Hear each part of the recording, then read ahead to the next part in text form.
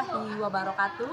Salam dan bahagia untuk Bapak Ibu calon guru penggerak. Saya Rina Sparingga, calon guru penggerak angkatan 7 Kota Palembang. Pada kali ini saya akan melakukan wawancara kepada salah satu kepala sekolah di SD Negeri Kota Palembang, yaitu SD Negeri 28 Palembang. Lihat bagaimana prosesnya, saya akan melakukan wawancara tersebut. Mari kita ikuti. Permisi, Assalamualaikum Bu. Waalaikumsalam. Bagaimana kabarnya Bu? Alhamdulillah sehat. Iya, mohon maaf Bu, saya di sini ingin meminta waktu Ibu sebentar untuk melakukan wawancara terkait dilema etika Bu. Ya, Bisa Bu?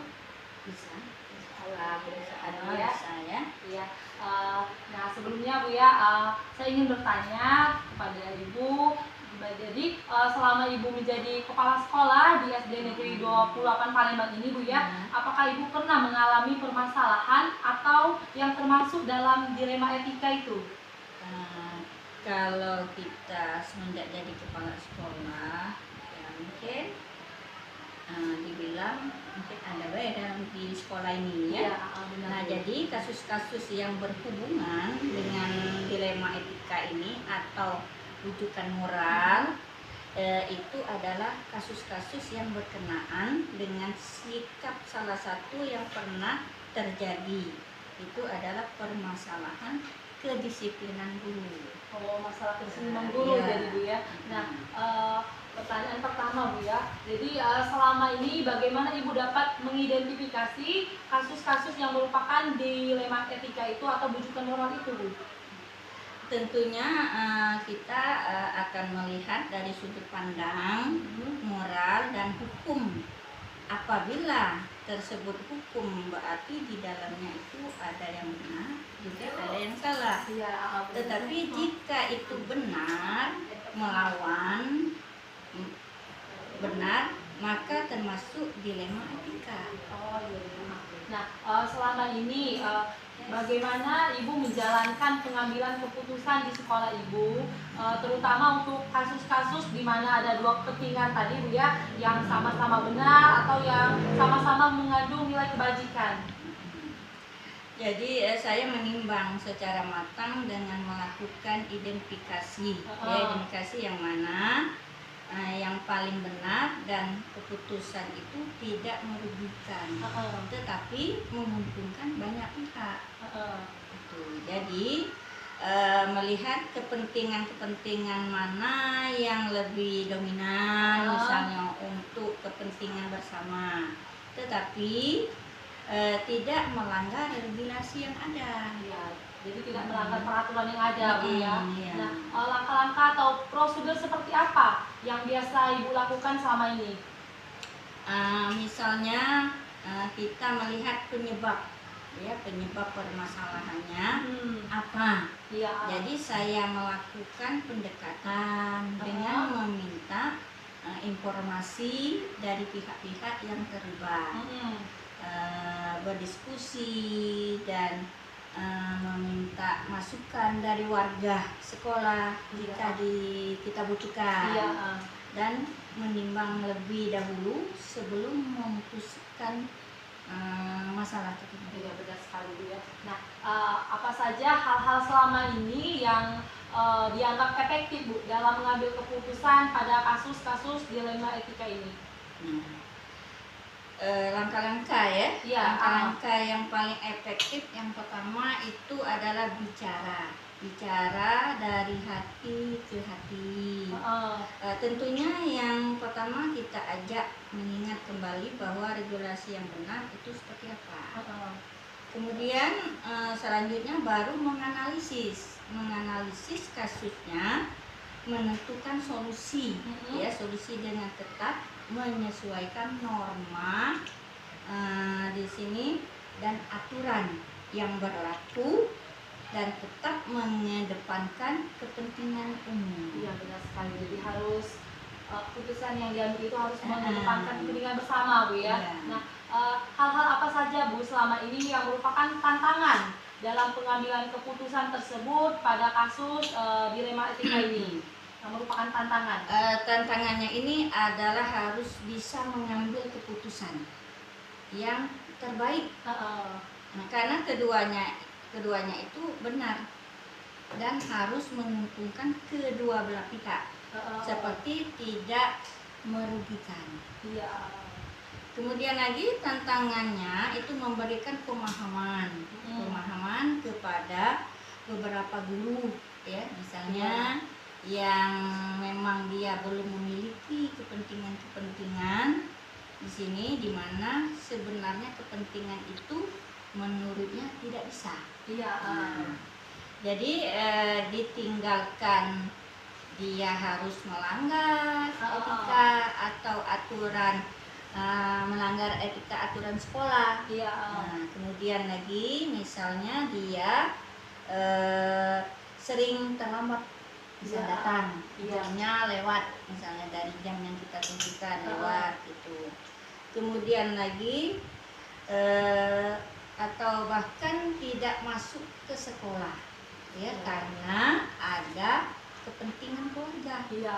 Nah, jadi untuk itu tidak bisa ditinggalkan, maka tantangan ini harus kita selesaikan secara kekeluargaan. Nah, artinya dari hati ke hati, berarti itu yang pertama, seperti kita harus menunjukkan bahwa aturan yang benar itu adalah seperti ini, jika melanggar maka akan ada konsekuensinya. Iya, kadangkala dilema ya Bu ya, jadi seorang pemimpin pembelajaran, ada seorang guru yang mungkin mempunyai kepentingan keluarga, tetapi di sisi lain dia juga harus melaksanakan tanggung jawabnya di sekolah, seperti itu kan Bu ya. Melaksanakan tugasnya sebagai guru. Benar sekali Bu. Nah, apakah Ibu memiliki sebuah tata cara atau jadwal Bu, jadwal tertentu dalam sebuah penyelesaian kasus itu? Apakah Ibu langsung menyelesaikan di tempat atau memiliki sebuah jadwal untuk menyelesaikannya? Selanjutnya bentuk atau prosedur seperti apa yang Ibu jalankan?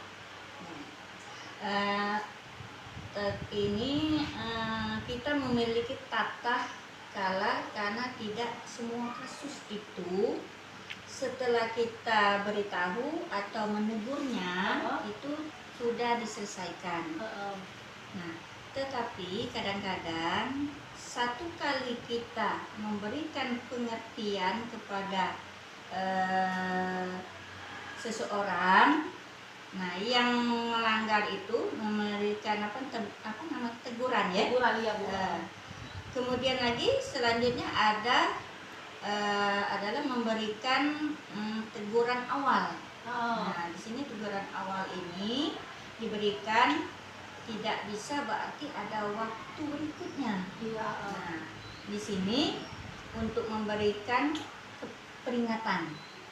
Jadi berarti kita tata kala ini dimana untuk menyelesaikan kasus-kasus tertentu dengan tata cara yang pertama, ya, seperti yang saya sampaikan tadi. Yang pertama adalah memberikan teguran.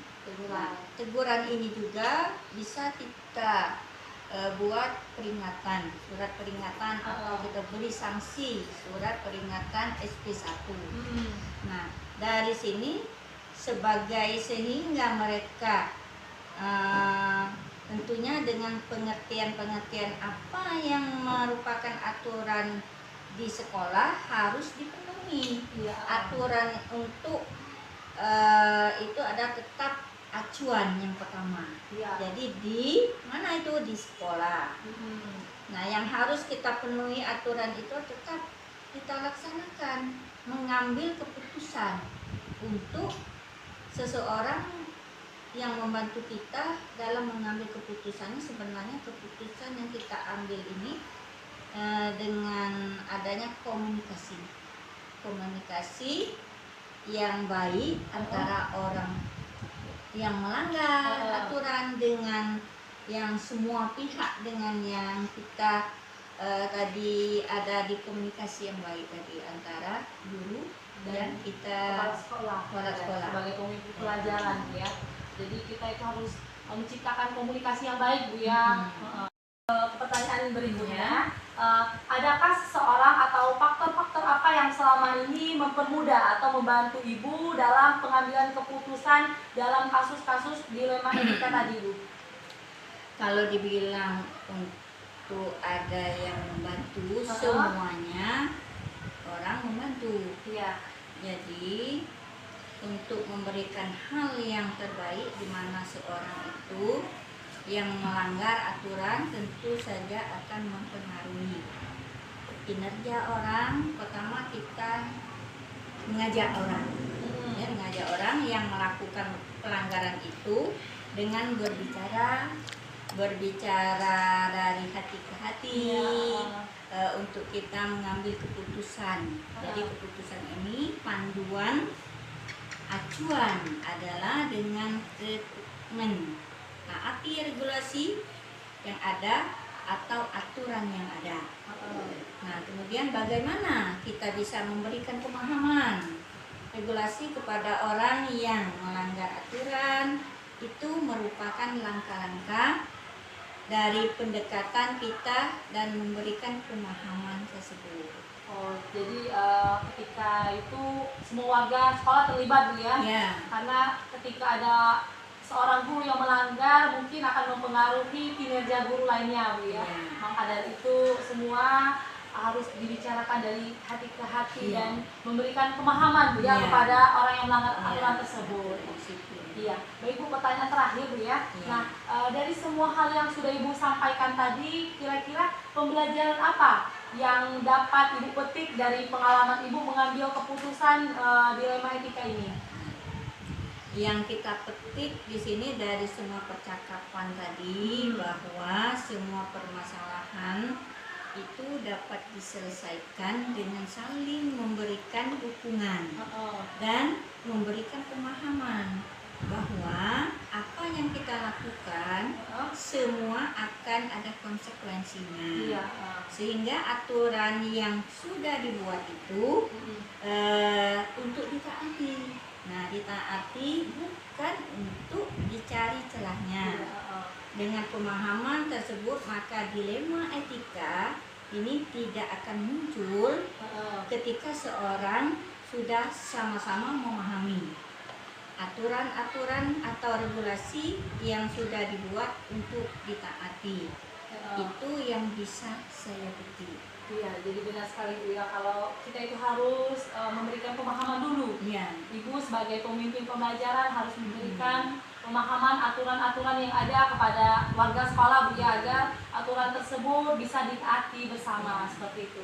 Nah, terima kasih, Bu, ya, sudah bersedia saya wawancara. Semoga kedepannya Ibu semakin bisa mengembangkan lagi, ya, Bu, ya, prinsip-prinsip dalam mengambil keputusan dalam dilema etika ini. Iya, semoga sukses, Bu, ya, sukses selalu, sehat selalu untuk Ibu. Terima kasih atas waktunya. Saya mohon pamit, Bu, ya. Assalamualaikum, Bu. Waalaikumsalam.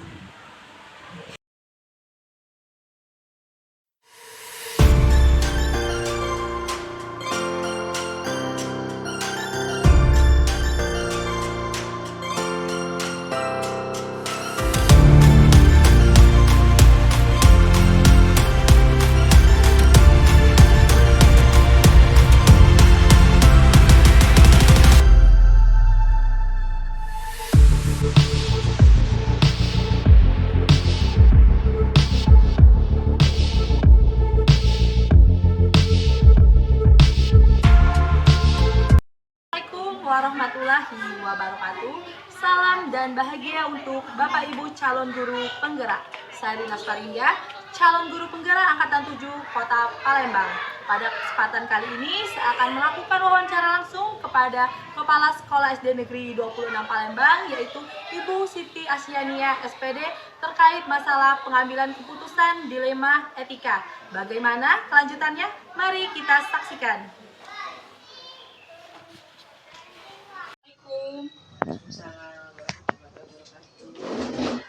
Permisi, Bu, bisa wawancara Ibu sebentar? Oh, ya, bisa. Dia tidak mengganggu aktivitas saya. Ya, Saya ingin meminta waktu Ibu sebentar untuk melakukan wawancara terkait dilema etika, Bu. Boleh. Boleh, Bu ya? Ya. Jadi ini Bu, pertama saya ingin bertanya dulu Bu ya. Selama Ibu menjadi kepala sekolah SD Negeri 26 Palembang ini, apakah Ibu pernah mengalami permasalahan atau yang termasuk dalam dilema etika? Yang tentang dilema etika ini adalah Heeh. kasus-kasus yang berhubungan dengan dilema etika atau bujukan moral. Itu adalah kasus-kasus yang berkenaan dengan sikap. Salah satu yang pernah terjadi adalah permasalahan perselisihan antara dua orang guru di sekolah. Nah, pertanyaan pertama Bu ya. Nah, selama ini bagaimana Ibu dapat mengidentifikasi kasus-kasus yang merupakan dilema etika atau bujukan moral? Yang saya tahu tentang dilema etika itu apabila kedua masalah itu benar secara moral dan bertentangan, sedangkan bujukan moral itu adalah benar melawan salah. Ya. Nah, selama ini Bu, bagaimana Ibu menjalankan pengambilan keputusan di sekolah Ibu, terutama untuk kasus-kasus di mana ada dua kepentingan tadi yang sama-sama benar atau sama-sama mengandung nilai kebajikan? Yang saya akan mengambil yaitu fakta yang terjadi. Kemudian mencari informasi dan menganalisa permasalahan untuk mencari solusi dan mengambil keputusan. Oh, jadi Ibu akan mencari fakta yang terjadi dulu Bu ya? Ya. Nah, pertanyaan berikutnya Bu, langkah-langkah atau prosedur seperti apa yang biasa Ibu lakukan selama ini? Yang saya lakukan untuk menyelesaikan itu, saya mencari informasi yang sebenarnya terjadi dan mencari siapa saja yang terlibat dalam yang kasus dan mengambil dan menganalisa dan kemudian kita baru mengambil keputusan. Iya, jadi dicari dulu sumber informasinya tadi Bu ya, siapa saja yang terlibat tadi. Ya. Nah, apa saja hal-hal selama ini yang dianggap efektif dalam pengambilan keputusan tersebut pada kasus-kasus dilema etika ini Bu? Dalam mengambil keputusan pada kasus-kasus dilema etika ini yaitu saya ambil yang paling efektif yaitu menganalisa atau menelaah siapa saja yang terlibat dalam masalah itu seperti masalahnya dan mengajak yang terlibat itu untuk berbicara, menanyakan kejadian sebenarnya dari hati ke hati. Ya, jadi yang bersangkutan tadi diajak berbicara dari hati ke hati ya. Bu ya. Nah, hal-hal apa saja selama ini yang merupakan tantangan dalam pengambilan keputusan pada kasus-kasus dilema etika Bu? Ini yang menjadi tantangan. Yang menjadi tantangan saya yaitu harus bijak dalam mengambil keputusan yang terbaik. Yang terbaik karena keduanya itu benar dan harus menguntungkan keduanya, sehingga pihak yang keduanya tidak ada yang dirugikan. Jadi yang dua orang yang terlibat tadi tidak ada yang dirugikan ya? Sehingga dianya tuh bisa menjadi harmonis dan serasi lagi dalam kegiatan sehari-hari. Iya. Nah, apakah Ibu memiliki sebuah tata kala atau jadwal tertentu dalam sebuah penyelesaian itu? Apakah Ibu langsung menyelesaikan di tempat atau memiliki sebuah jadwal untuk menyelesaikannya? Selanjutnya, bentuk atau prosedur itu seperti apa yang Ibu jalankan? Dalam mengambilkan keputusan itu tidak ada jadwal, tetapi ada suatu tata kelola untuk menganalisa dan mempertimbangkan dalam musyawarah dengan pihak, tetapi termasuk masalah berat, maka saya harus memutuskan dan tetap melibatkan prosedur serta aturan dalam pengambilan keputusan. Ya, jadi sebelum mengambil keputusan tadi memang harus Ada tata iya, kelola. dan melihat prosedur yang ada, Bu ya. Ya. Nah, adakah seseorang atau faktor-faktor yang selama ini mempermudah atau membantu Ibu dalam pengambilan keputusan dalam kasus-kasus dilema etika ini, Bu? Dalam mengambil suatu keputusan itu saya sering melibatkan warga sekolah, terus itu dengan pihak-pihak yang terkait dalam menyelesaikan masalah sehingga tidak salah dalam kita mengambil suatu keputusan. Jadi harus berhati-hati, Bu ya, Ya. dengan cara melibatkan Warga warga sekolah, mungkin guru, Bu ya. Jadi kita sambil sebelumnya itu sambil meminta saran, Bu ya. Benar sekali, Bu. Nah, pertanyaan terakhir, Bu ya. Nah, dari semua hal yang telah Ibu sampaikan tadi, kira-kira pembelajaran apa yang Ibu dapatkan atau Ibu petik dari pengalaman Ibu mengambil keputusan dilema etika ini, Bu? Yang sangat penting dalam kita petik dari semua percakapan kita dari awal sampai akhir ini, yaitu saya lebih bijaksana dalam menganalisa suatu permasalahan untuk mengambil keputusan. Dan ternyata dalam mengambil keputusan itu kita tidak boleh langsung, kita harus putuskan dan memang butuh beberapa langkah sehingga keputusan itu atau permasalahan itu bisa bijak dan tidak merugikan siapapun juga. Jadi memang harus sabar, Bu ya, tidak bisa langsung memutuskan siapa salah dan siapa benar, seperti itu, Bu ya. Kita harus bijaksana. Oh, baik. Itu saja, Bu, untuk wawancara pada hari ini. Semoga Ibu lebih bijak lagi ke depannya dalam pengambilan keputusan, terutama masalah dilema etika yang terjadi gitu ya, Bu ya. Saya ucapkan terima kasih, Bu. Selamat siang. Saya mohon pamit dulu, Bu ya. Terima kasih, Bu. Ya, sama-sama. Assalamualaikum. Waalaikumsalam warahmatullahi wabarakatuh.